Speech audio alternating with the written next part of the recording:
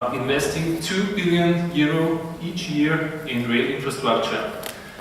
We are transporting 110 million passengers, rail freight per year with a modal shift of 30%.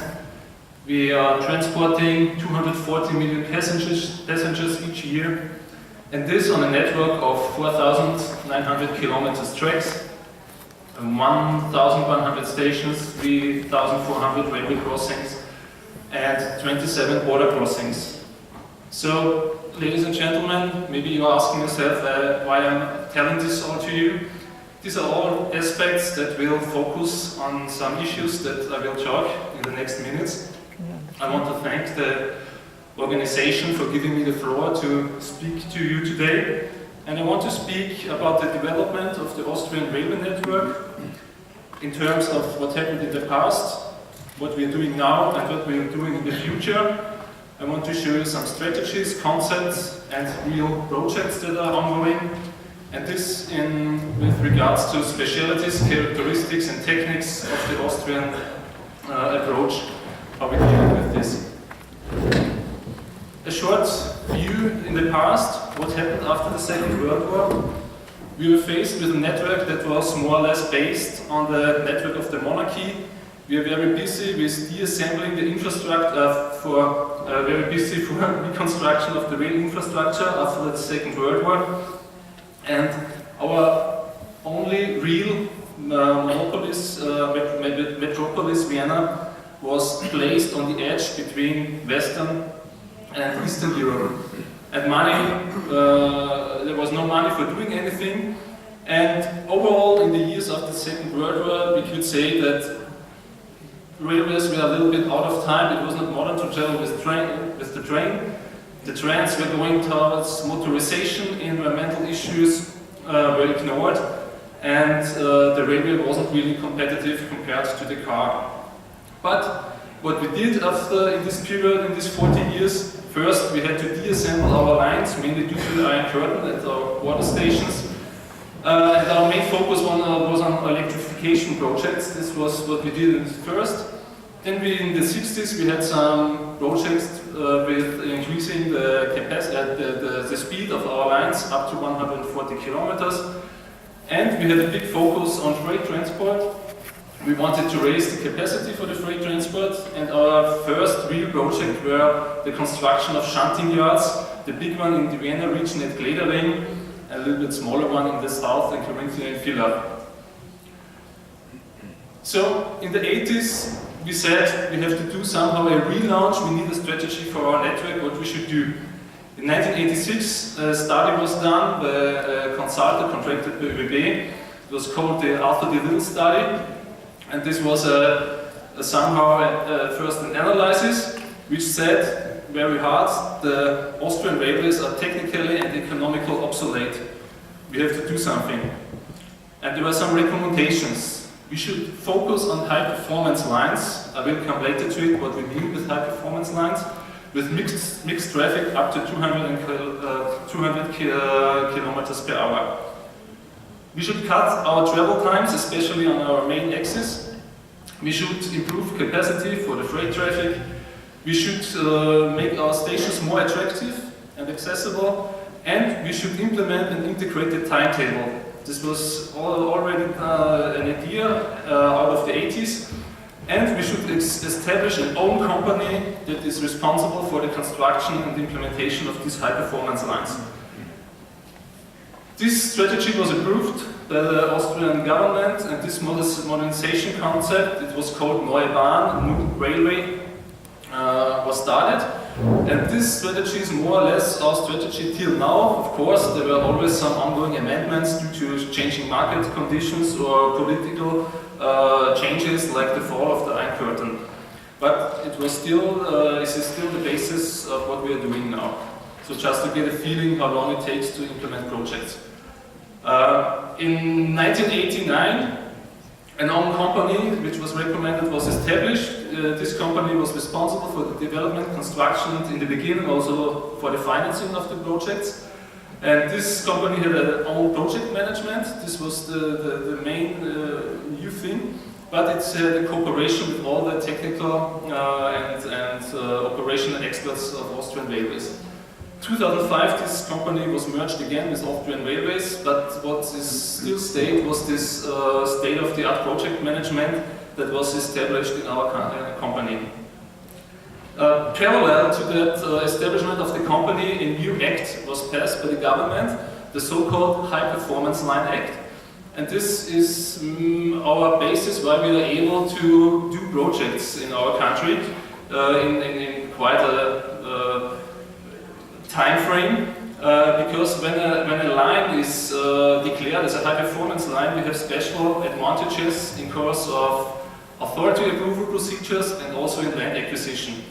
And when you take a look on this network, more or less our whole core network is declared as a high performance line. And when we want to declare now a line as a high performance line, we have to do a strategic environmental assessment.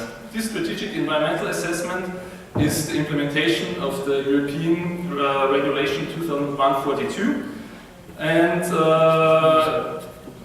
we did already one strategic environmental assessment for railways on the line between Vienna, Marek, Gensendorf via Bratislava, Marek and Bratislava. And then afterwards, this line was declared as a high-performance line. And currently, we are starting the second one, which is starting in Vienna, passing the Vienna airport, going to Győr and further on to Budapest. And currently, the consultation phase with our partner countries is ongoing.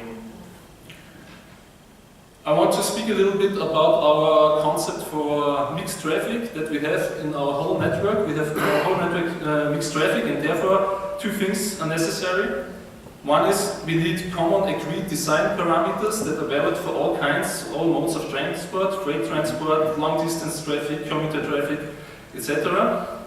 And the second one is we need a good understanding of our operational concepts, and that's the difficult thing. You need, from the very beginning of a project development, a clear understanding of the operational concept, which is more or less a future timetable.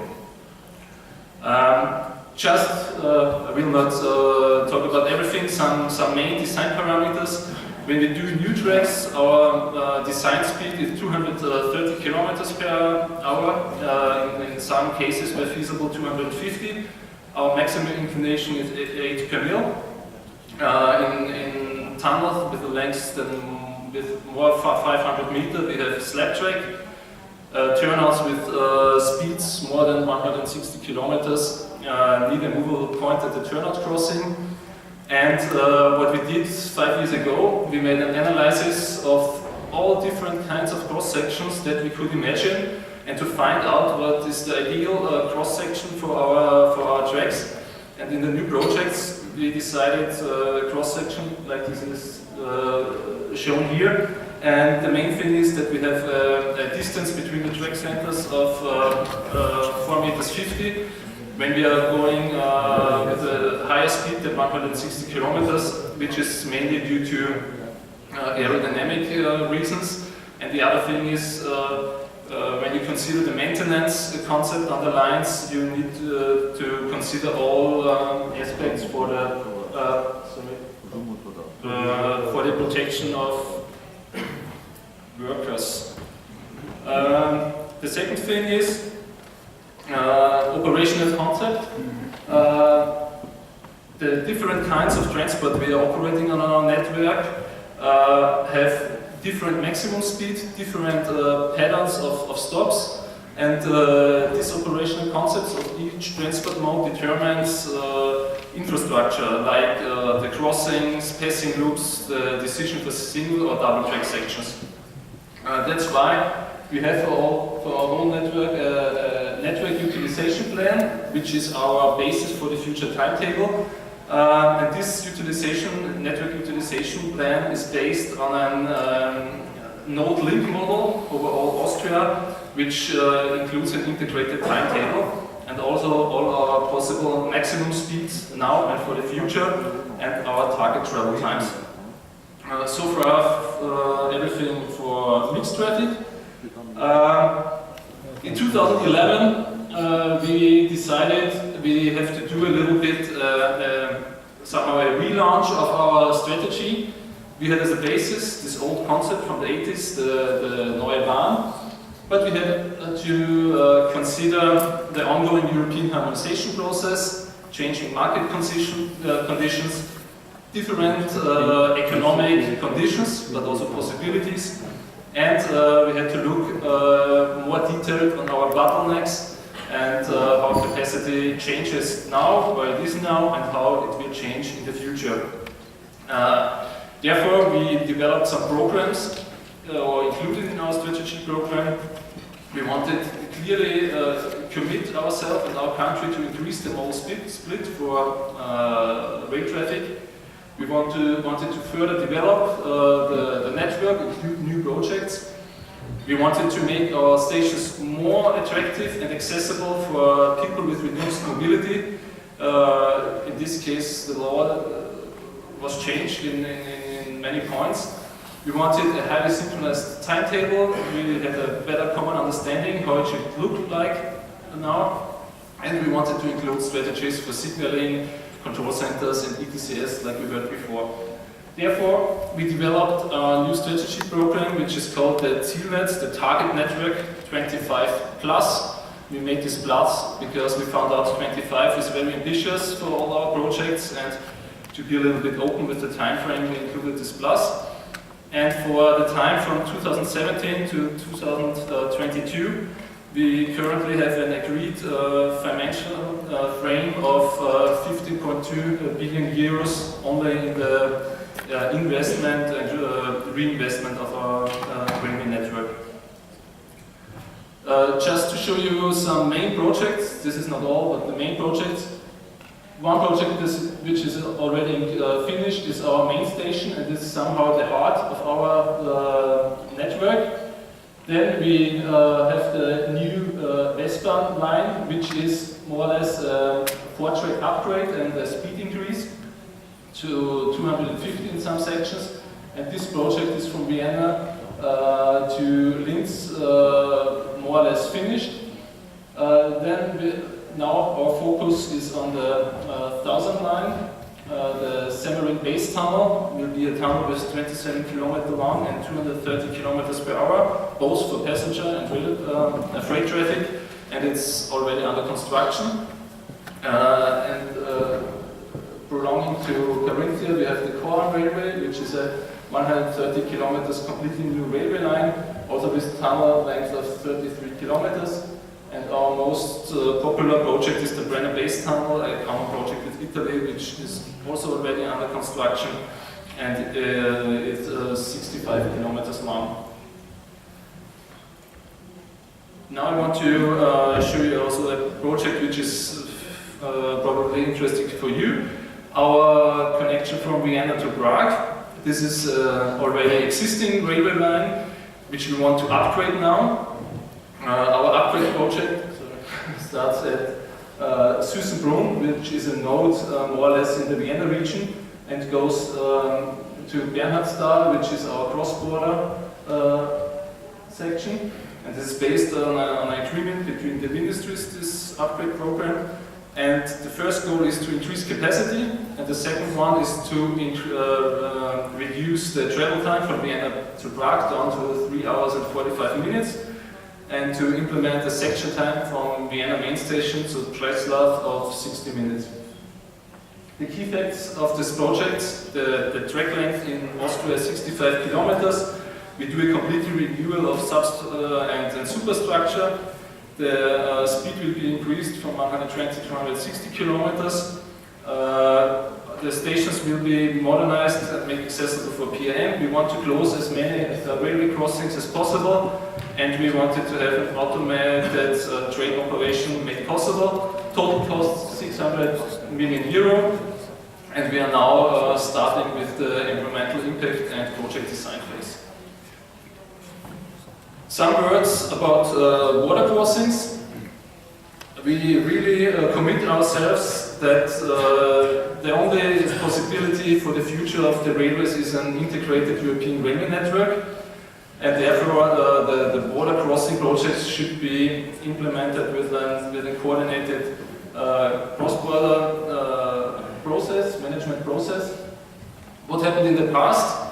The cross-border traffic was limited, mainly due to political situations. The railway system was not competitive concerning the long-distance connections, and everybody was busy with doing things in his own network and had no time and no resources for doing some international projects.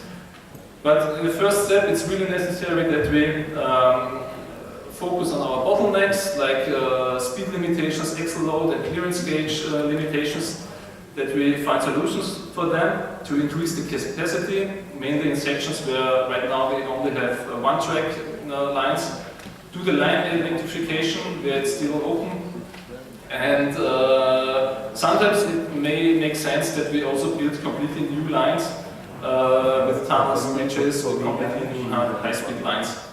But it sounds easy doing these projects. Sometimes there are big challenges. Local interests from one country to the other differs in sometimes. The common basis for the future train service is very hard to elaborate and to have a common understanding of both partners what we will operate in the future. Sometimes it may happen that we have to invest in one country and only the other country will gain most of the benefits.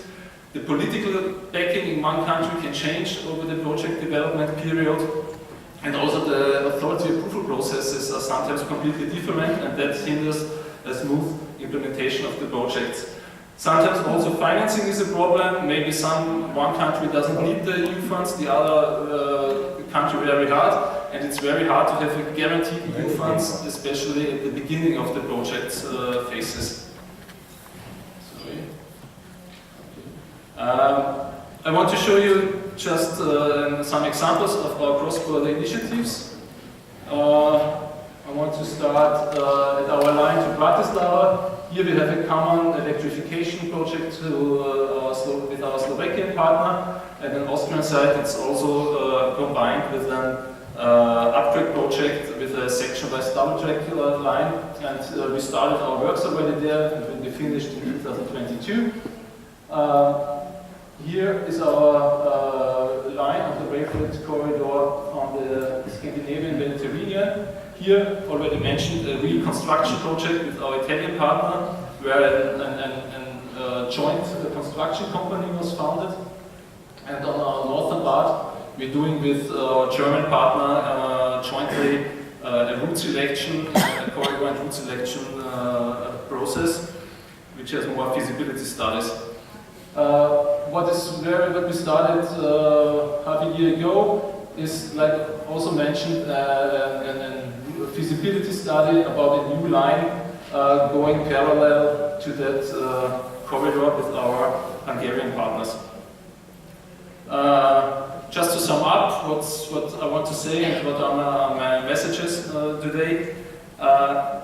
This is the vision the Austrian Railways has. We want to make as many people excited about railway as possible. Therefore, there are some challenges. We are in a competition with all modes of transport, with new types, car sharing, e-mobility, automation, we heard already today. Safety requirements will increase in the future. Resources will be shortened, financial, environmental resources. Authority approval processes will get more and more complex when we look in projects in our countries like Germany, Stuttgart 21 and all these projects. It's not so easy to implement projects nowadays. But we have to implement our national networks in a comprehensive European networks, and therefore, as already mentioned, we have to improve our cross-border processes, and we think we will find solutions there. One thing, the European harmonization process is ongoing, and I want to motivate everybody for a proactive participation in this process.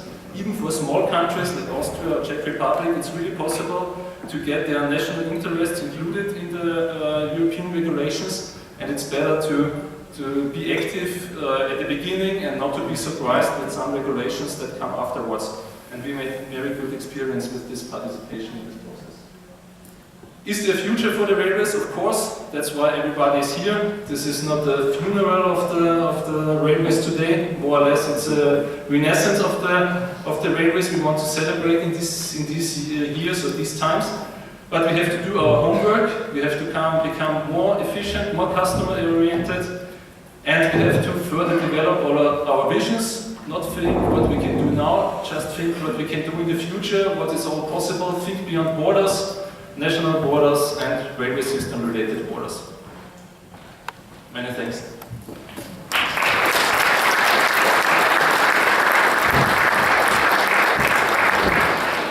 Thank you, Viktor, for your nice presentation.